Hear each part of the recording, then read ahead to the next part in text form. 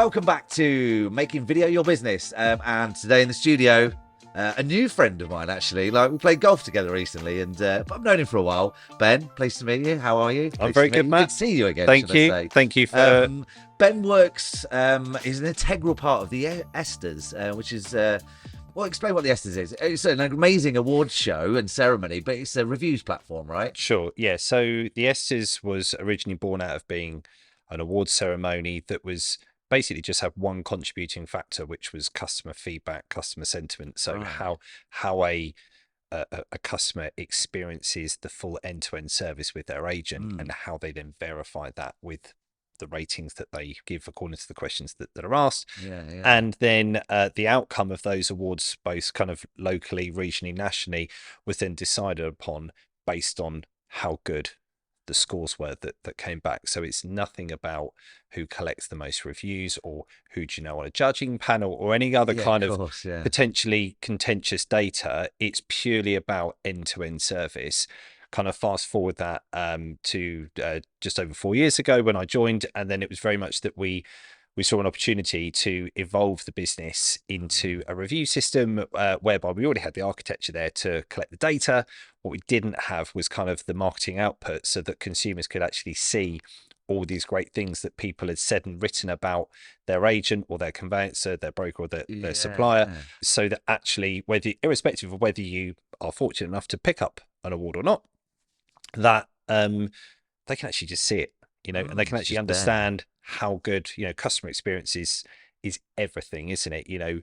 Who doesn't, you don't buy anything, you don't book anything without checking out reviews and looking at data based on other people's experiences, do you? Completely. I mean, and I'll link that back to me and then ask you another question, or our business as such. But over the years, and you'll probably know this way better than me because you're in that ballpark. But hopefully, it very quickly went, in terms of reviews being believable, like written reviews I'm talking about here, on websites, on Google, on whatever review platforms.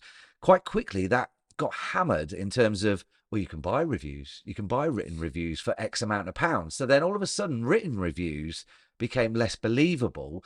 Have you seen the decline in belief of written reviews, and where does that lead you guys as a business going forward? That's a big question. But that's an interesting question. It's, I think, depending on the industry that you're in, whether obviously, I guess if you're relating back to an Amazon purchase, you can buy anything on Amazon that costs a quid up to thousands of pounds kind of thing. Ultimately, it is a one-time purchase. Yes. And if you're looking for something that, I guess, all intents and purposes, you can buy it anywhere. Much, Amazon will obviously be a default for people, because if you've got their subscription, lazy. Well, if you've got their subscription service, you obviously don't have to pay for delivery and so forth. So it just becomes a bit of a default place to kind of go to. So from that perspective, I think that reviews as a whole, that it's almost a bit like a checkbox exercise. My son recently broke his Xbox controller, so I obviously had to replace it because the world had ended at this point. It was like day dot. I was like, look, I'll order you one tonight because I know I can get it tomorrow on Amazon. Yes. Right? Easy, yeah? I then went onto Amazon, and the one that was virtually identical to the one that he'd got, because of course he can't just have a white one, it has to have an army camo one because he's 9 and that's what they want, right? All of the reviews on it were 2.8 rating, and I was looking at it going, oh God, like, I can't buy that. I can't buy that. I didn't even look at what the feedback said, but it was just the default rating. This is where so when we're talking about reviews, people often get very hung up on what is being said. You got to think about it just from a snapshot perspective as well. I can go to Amazon and find anything, same as anyone can, and there's, I don't know, 200 different options to buy an Xbox controller. Rating was bad, so I moved on. Kind of thing. And it's obviously, people were saying, I bought this Xbox controller and it didn't work after a couple of weeks, or it was broken, or it didn't last long, or whatever kind of thing. So I'm just going to move on to the next person. Sure. I think that when we're talking about like the written review, yes, you can pay to get false fake reviews on freelance websites and so forth. I think for a lot of individuals, the effort that you'd have to go to get fake positive reviews is probably more of a hassle than it is if you actually just went and got real reviews. And actually, Good if point. you're a half decent company delivering good service, delivering good product, etc., you want to get genuine reviews from your customers, Sure. and they're free. Yeah. You know, yes, you can obviously employ a third-party company like us to collect them, but you're not then having to pay a customer saying, "Oh, leave us a review and we'll give you 10 quid." Yeah, You know, yeah. I get it from your side when you're saying about like real reviews in terms of video and so forth. And I think as we move forward, you know, reviews has been around for a long time. It's not like it's a new concept. Industry to industry, some industries are quicker to catch on than others in terms of the way that media is accepted, digested, True. you know, and consumed. Video review, you know, I guess if you think about it, I'm talking about buying an Xbox controller, and I didn't buy a genuine one because they're like 90 quid, and the chances are he's probably going to break another one soon anyway. So I got one that was a cheaper or alternative to it. You know, I spent like 40 quid. I spent 5 minutes still checking out the reviews because I still don't want to spend 40 quid on something that was going to break immediately. right? Yeah. I've got a house, my biggest asset, to sell, right? Yes, online reviews is obviously going to play a massive part in that initial research, that initial thing. You know, if you only need to do a quick 2-minute, 20-second search of estate agent ... location, Yes. Yeah. and you know the internet will bring back, you know, 1.5 million results inside a third of a second, right? It's amazing. Yeah. Different pages, and it'll Yeah. do that on every single search. Invariably, obviously, but by town, you've then got localized things. So again, going through that kind of consumer journey, what would a customer do, right? Consumer, customer do. Yeah. You Google it, right? It's the most universal It's a term. phrase I taught my dad over the years. He's like, 1 minute, Google it, right? I'm like, yeah. You got it. Yeah. You know, next to Coca-Cola, it's probably the most commonly used phrase on a daily basis. So, you know, yeah. once you've searched for something, the results come back.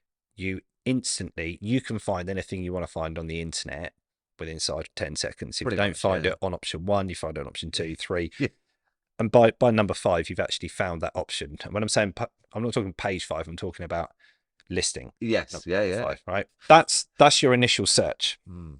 That's your initial thing of saying, okay, I've done this search, I've found what I'm looking for. When you then get into that, that's when you start getting into the nitty gritty of things, right? And this is where I see kind of from a video perspective that this can be like a separator, right? You've used reviews as like written review to kind of engage that initial attraction. Yes, this company looks reputable. I'll have a scout around that. I'm yet to find, certainly from an estate agent's perspective, I'm yet to find an estate agent's website that doesn't say first class service, communication is everything, best local knowledge in town, we're number 1 Very on ... etc. metric. No one says our service is bit down at the moment because our staff are new, so bear with us. Our communication could be better, but we're trying. You know, everyone says how good you are. Every hotel on a booking website says how great it is, right? The only way you can tell whether that hotel is actually any good, find out from people who've stayed there. Yeah, actual word of mouth. Yeah. It's interesting. Yeah, because I mean, maybe coming estate agents, especially, we are often big advocates of, like I say, is one of the measurables, the metrics is, well, when you've done something really, you know, remarkable for a client or a vendor or whatever, you know, the capacity your customers in, just ask them, do you think you'd put some words on video?